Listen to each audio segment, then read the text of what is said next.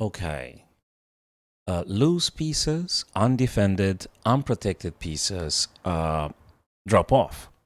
It's very likely that they are just simply a weakness that you can exploit, and you've got to be very careful not to leave your pieces undefended. I know it's easier said than done, but if you just make it a habit to look for tactics, perhaps you can very quickly punish your opponent for something they played. Like, for instance, now here, there are two big problems for your opponent. The queen is on the same file with the white queen, and the bishop here, who is simply hanging. Now, before you're actually rushing into just grabbing stuff which is visibly vulnerable, perhaps you could just pause it for a couple of seconds and actually go for something more in depth that actually pays off a bit more. What if I told you guys that in the current position here, you actually take the black queen? Well, you won't take it straight away, but if you remember, we said that the black queen is on the same file with the white queen. Now, all you need to do is to play a forcing move using the bishop on d5. And what can be more forcing than a check? So we're going to perform a check. Black needs to react because check is pretty much absolute. It's the most forcing move ever. So that forces black to react. And when they do so, you're simply taking the black queen. So the black queen now is a gunner, and you have big chances to win here, having the queen. Now, provided you're not making now a bigger blunder than the other person, or a mouse slip, that is. So if you don't do this kind of things, mouse slip or blunder, you should be able to win this position, medium, long term. Game is all yours. Let's have a look at the next example here, my chess friends. Now, the unprotected, undefended piece is this guy here on d3, the light square black bishop. Now, we can't just take it because the knight is pinned by the bishop. So the bishop attacks the queen. We can't take that one because we risk losing the queen. But fortunately for you here, you can perform an in-between move, Intermezzo, Zwischenzug, all names for the same stuff, in-between moves, which is also a forcing move, which is also unpinning. You are going to unpin the queen. So now you are going to play something very sweet, which is queen h3, check. Okay, so they need to do something, either move the king away or blocking. In both cases, you are going to collect that bishop here. Don't matter really what they do, it doesn't really matter. You are going to capture, and practically now, again, white is winning in the current position because you're simply having two knights, two minor pieces versus one minor piece, so you are winning. Bigger chances for win here. Okay, let's have a look at another one. It's a little bit resembling the first example, because in terms that the black queen is on the same file with the white queen. So you should be able to take that black queen, but it's a bit of a tactic here, and probably you might need to pause it for a bit longer, because it does involve a beautiful tactical sacrifice here. So you're going to play a sacrifice, and then again the black queen would be captured. I don't know if you noticed, but you can definitely play something absolutely stunningly beautiful, like rook checks the king, sacrifice. Now king has to take, or even if they moved here, that would have been exactly the same consequence, because you would have captured this guy, and in this position now you just check the king again with the bishop. And look how the black queen is completely undefended now. Remember, loose pieces drop off. Now they've got to block. You're going to take the queen. And even if they take you back, you are going to reduce the handicap now, because you're going to play some check here. You're going to fork the king, attack the bishop. And even if they drop it, you're going to take, they're going to take, and you're going to take again. Incredibly optimistic for white, with a bunch of free pawns here ready to marching and promoting.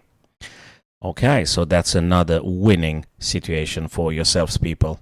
Okay, let's have a look at another one. So now I am going to highlight, let's make this a little bit of an exercise. I'm going to highlight the weaknesses, and maybe, guys, you might be able to identify, to pinpoint the square where you have to play. So, weaknesses, king and bishop c6. Would you be able to play a move that attacks both king and bishop simultaneously? So these kind of tactics, my chess friends, happen so often. In my blitzes, in my rapids, I always either win or lose because of this kind of tactics. And, we would love to play this and to win more than losing, naturally. So, and also I'm going to highlight the black piece that delivers the double attack, the check and the fork. And probably you've noticed, guys, it's queen to g6. Now look at this. Checks the king. Again, they have to move away or they block. It doesn't make a bit of a difference whatever they play, because you are going to capture this bishop and game is all yours. Black is winning. Just look at this three free pawns ready to move forwards and to promote. My advice, when you're getting more material than your opponent, look for trading off your pieces as quickly as you can.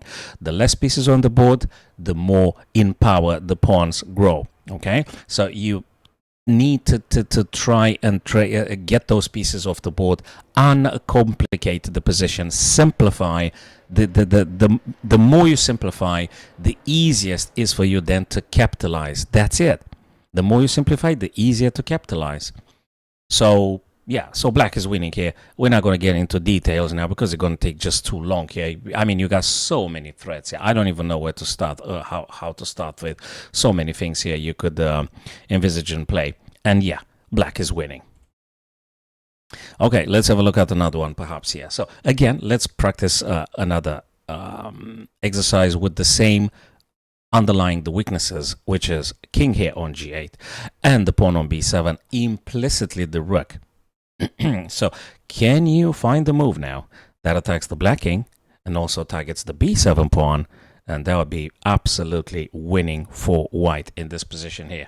So if you make it a habit, if you do puzzles every day, you would actually get to play exactly in this fashion in your own game, either over the board or online. So now probably you found it, guys. It's queen here to b3, checks the king and attacks b7. Nothing black can play here to stopping you from taking on b7. And now the rook is completely doomed. It cannot be saved.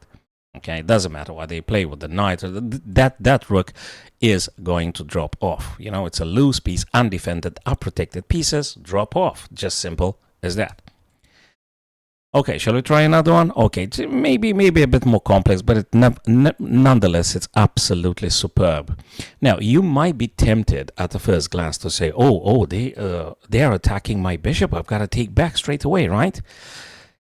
Before you taking back, if you're not playing a bullet and you have to play in a couple of seconds, give it a few more moments of your own time here and look at this and just identify what is the weakness that I can exploit and something serious I can counterattack.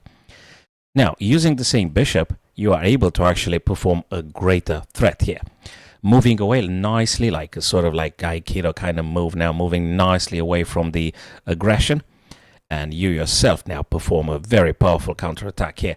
The rook on a8 is being hit and very, very difficult. Whatever they play, pieces are going to drop off again. Okay, so that's a huge, huge liability for your opponent. It cannot be defended, guys. Right, knight f6, of course, but hey, it doesn't really, really matter here. And shall we go perhaps, guys, for one last exercise here?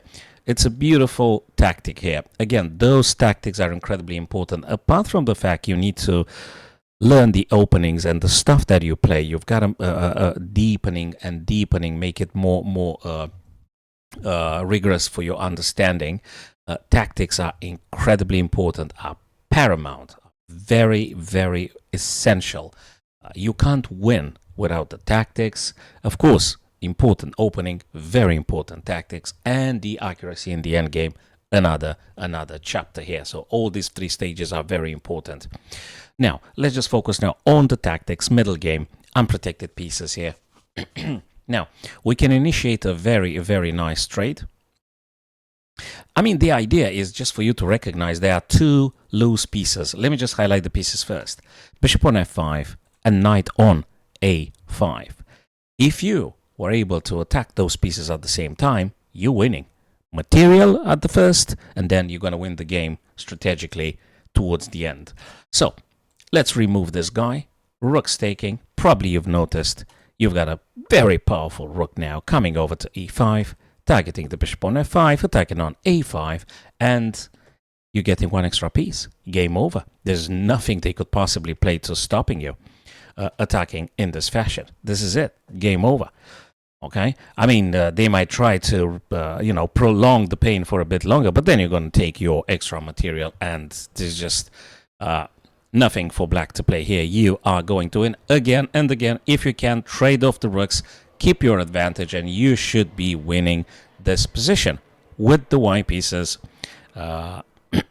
My chess friends. Shall we try one more time? One more time, perhaps? Okay, beautiful tactic here. Absolutely superb tactic here. I know that we totally don't want to play those kind of counterintuitive things. We don't want to blunder pieces. Of course we don't want to blunder pieces. But sometimes some pieces are pinned. And if you can identify the pin and create the threat, this is absolutely devastating. Now, loose pieces are bishop on c6, and the queen on e7, so to speak. You can attack them straight away, and you can even create a bigger threat now. And probably you've seen it, guys. If not, we're going to do it together. Knight to f5. What a devastating tactical move here. Threatens the queen g7 checkmate, so they can't ignore it. They simply can't ignore it. And the knight at the same time attacks the queen, so pawn really cannot take the guy because you're going to simply take the queen. So the least worst move would be the queen to f6, but now you just simply trade off the queens because you've got one material coming up for you as a bonus. Big bonus now. You're going to play a check and a fork with an incredibly powerful knight here. Check, king had to play, and now you're simply going to get your piece. And this is it. Game is being won by yourselves, guys. If you're having the white pieces here, extra material, you're winning, hands down here. Just don't do mouse slips and use your time wisely. Don't blunder, and white is winning. Okay? So remember, don't leave those pieces too much undefended. Keep an eye on them. Keep an eye on absolutely everything. And as a tactic, form it a habit. Do a couple of puzzles every day, and your game will definitely be improving, my chess friends. Thank you for being here today, and see you soon with more chess videos.